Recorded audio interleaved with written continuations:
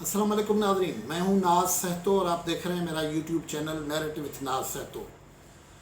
नाज़रीन, पाकिस्तान में जिस इदारे, जिस शख्स और जिस कंपनी को इंसानों के जहन और इंसान खुद हुकूमतें ख़रीद करने का मास्टर समझा जाता है, वो शख्स या वो ग्रुप या वो उसका इदारा अब इमरान ख़ान की हुकूमत तक भी पहुंच गया है। और अब इमरान ख़ान की हुकूमत जो एक ज़माने में उनसे नाला नाला होती थी और ये तासुर होता था कि उनके साथ गालिबन ये एक ऐसी पहली हुकूमत आ रही है, इमरान ख़ान के मुतल्लिक़ ये तासुर था कि ये उस शख्स से करीब नहीं होगी और उसके ताल्लुक़ में नहीं होगी। लेकिन अब ये ताल्लुक़ है कि इमरान ख़ान की हुकूमत उस शख्स को एक नहीं, दो नहीं, करोड़ों रुपए नहीं, 1 अरब नहीं, सैकड़ों अरब रुपए का रिलीफ देना चाह रही है।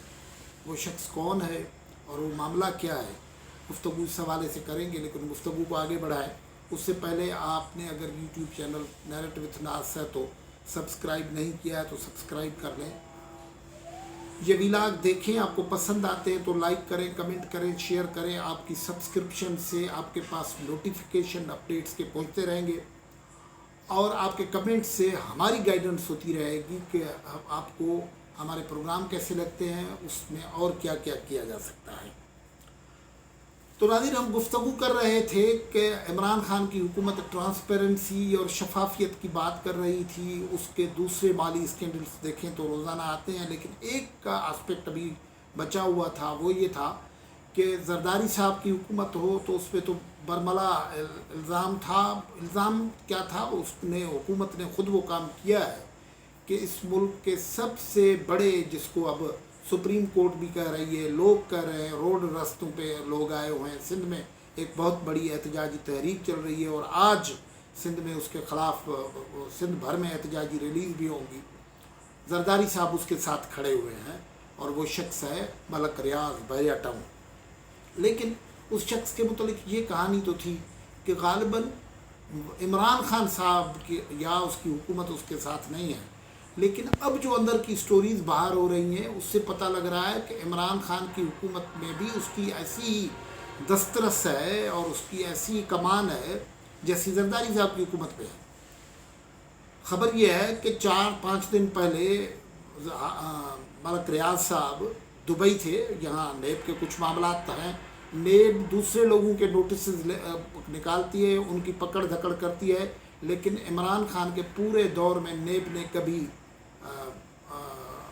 ये मलक रियाज के ख़िलाफ़ कोई वारंट नहीं निकाला। गो के सैकड़ों केसेस हैं, वो कोर्ट में हैं। वो ये जो सबसे बड़ा केस जो है कराची नेब वाला, जामशोरो, गडाप, मलीर, थाना बूला खान, सिंध के केस, ज़मीनों के केसेस जो हैं वो, लेकिन नेब आँखों से अंधा हो गया है। अब ये तो खुद कह रही है इमरान ख़ान की हुकूमत, फवाद चौधरी, इमरान ख़ान कि नेब एहतसाब नहीं कर सकता। ज़ाहिर है नेब नहीं कर सकता तो वो कमज़ोरों को तो पकड़ रहा है ना, ये ठीक है, उनके मुखालफिन को तो पकड़ रहा है ना। इमरान ख़ान का काम हो रहा है, बाकी जो कुछ हो रहा है वो होता रहे। तो इसमें भी वो हाथ नहीं लगा रहे थे। वो तो बात समझ आ रही थी, चलो उसको राज़ी कर रहे हैं। फिर ये हुआ, जो मामला खुला है वो यूँ हुआ है कि 4-5 दिन पहले मलक रियाज साहब दुबई में थे और वहाँ से वापस आए, चार्टर जहाज़ के ज़रिए लाहौर पहुँचे और कुछ 6 आदमी उनके उस सफ़र में थे। 4 उनके फैमिली मेम्बर्स थे, खुद थे, उनकी अहलिया थी, 2 और लोग थे, 2 उनके सिक्योरिटी गार्ड्स थे। पाकिस्तान का कानून बना हुआ है इस वक्त कोरोना के हवाले से कि जो भी शख्स बाहर से आएगा तो उसका कोरोना टेस्ट होगा। लेकिन लाहौर एयरपोर्ट पे ये लोगों ने मंजर देखा कि मलक रियाज को रोकने की किसी ने कोशिश की तो उसको धक्के मिले उसके बॉडी गार्ड्स और लोगों ने, और सरकारी इदारों के लोगों की तौहीन हुई। ज़ाहिर है वहाँ पीटीआई की हुकूमत है, मरकज़ के लोग अगर मरकज़ी इदारों के थे तो वो भी पीटीआई के थे और पंजाब हुकूमत के लोग भी तो वो भी उनकी तौहीन हुई और वो धक्के देते हुए अपनी बड़ी गाड़ियों में यूँ गए। हाँ, उनके 2 सिक्योरिटी गार्ड्स का कोरोना टेस्ट हुआ, वो निगेटिव आए, यानी एक तो वहाँ से लोगों की आँख खुली। फिर इस दरमियान में एक और बड़ी खबर जो आई उसने सबको चौंका दिया है। वो खबर ये है कि इमरान ख़ान की हुकूमत ने फॉर्मली सुप्रीम कोर्ट में तहरीरी तौर पर एक नोटिस जारी किया है कि मलक रियाज खां के ऊपर जो 460 अरब रुपए की एक साथ जमा करवानी है उन्होंने, जो ज़मीन सिंध की है लेकिन वो कोर्ट में जमा करवानी है, उनके मुतलिक अब तजवीज़ कौन कर रहा है? इमरान खान की मरकज़ी हुकूमत का तजवीज़ कर रही है। किसके मार्फत? वो अटारनी जनरल, वजारत कानून के तहत आते हैं अटारनी जनरल, उन्होंने वजारत कानून की तरफ से एक दस्तावेज़ जमा कराया है जिसमें उन्होंने कहा है कि मैं आपको वो पढ़ के सुनाता हूँ। बहरिया टाउन से हर 3 माह बाद वसूल की जाने वाली किस्त न ली जाए, बल्कि ये रकम उस कारोबार में लगाने की बहरिया टाउन को इजाज़त दी जाए और उसका सूद हासिल किया जाए, ताहम 7 बरस के बाद मलक रियाज की कंपनी से मुकम्मल रकम वापस लेने के फैसले पर हुकूमत को एतराज़ नहीं होगा। अदालत में जमा कराए गए दस्तावेज़ में अटार्नी जनरल के दफ्तर ने कहा कि ऐसा वजारत कानून के कहने पर किया गया और वजारत कानून को उसकी हिदायत वज़ीर आज़म के दफ्तर ने की। दस्तावेज़ात में अदालत को बताया गया है कि बहरिया टाउन ने मार्च के तीसरे हफ्ते में दरख्वास्त की थी, जिस पर नया पाकिस्तान हाउसिंग अथॉरिटी ने 2 दिन बाद अपनी राय दी और फिर 9 अप्रैल को वज़ीर आज़म के दफ्तर ने वजारत कानून से इस पर काम के लिए कहा। वजारत कानून ने अटार्नी जनरल के दफ्तर के ज़रिए कराची बहरिया टाउन केस का फ़ैसला और दीगर रिकॉर्ड मंगवाया और अब अदालत से इस्तदा है कि चूँकि मलक रियाज की कंपनी मुल्क की एक बड़ी कंस्ट्रक्शन कंपनी है तो उसे रिलीफ दिया जाए जो कौमी मफाद में होगा।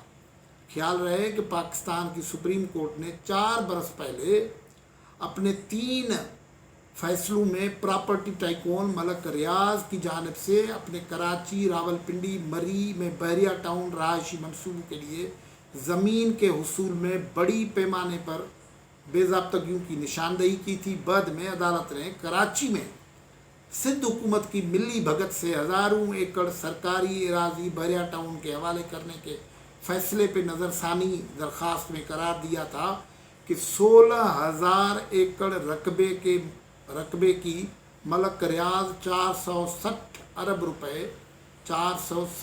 रुपए कीमत अदा करें और ये सिमाही इक़सात की सूरत में 7 बरस तक अदा की जाए। अब इमरान खान की हुकूमत अदालत में जाके पहुंची है और कहती है कि ये मलक रियाज साहब चूँकि बड़ी कंस्ट्रक्शन कंपनी है तो उन्हें रिलीफ दिया जाए और 460 अरब रुपए उनसे नहीं लिए जाए, उनको धंधा करने दिया जाए, यानी इन्हीं वसाइल और ज़राए से अगर वो चाहे तो दूसरों की ज़मीनों पे और कब्ज़ा करे।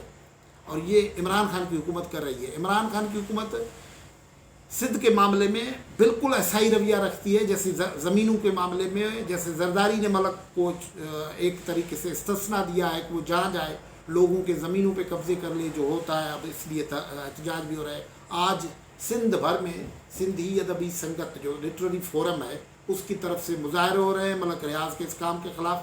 फिर पीर 6 तारीख को बहरिया टाउन के दरवाजे पे सिंध भर से लोगों का एहतजाज हो रहा है और सिंध में ये मामला हो रहा है। ऐसे वक्त में मलक रियाज को इस्तेमाल कर रही है सरकार भी। ये जो इमरान खान साहब को वज़ीर आज़म है उनका हम इज़्ज़त एहतराम करते हैं, लेकिन उनको पेट में मरोड़ पड़ती रहती है कि सिंध के ये जजीरे हैं उन पर तरक्याती काम हो। तो उसके लिए जो उन्होंने पहली मीटिंग करवाई थी गवर्नर इमरान इस्माइल ने गवर्नर हाउस में इमरान खान की हिदायत पे, उसमें कंस्ट्रक्शन के लोग उसमें बुलाए हुए थे उन्होंने, तो इन्वेस्टर्स बुलाए हुए थे, उसमें मलक रियाज भी थे।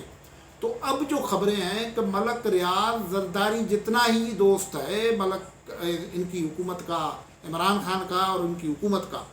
और सबसे बड़ी बात यह है कि इमरान खान इस हुकूमत में मलक रियाज के सबसे बड़े जो सरपरस्त हैं वो हैं अब नेबू उनके खिलाफ कार्रवाई नहीं कर रही है। आपको समझ में होगा कि बहुत सारे केस हैं, उसके बावजूद केस नहीं होते। मलक रियाज के ख़िलाफ़ सैकड़ों दरख्वास्तें हैं। रावलपिंडी, इस्लामाबाद के पुलिस स्टेशन पे, अदालतों में कार्रवाई नहीं होती। ज़ाहिर है उनका असर रसूख होते हैं।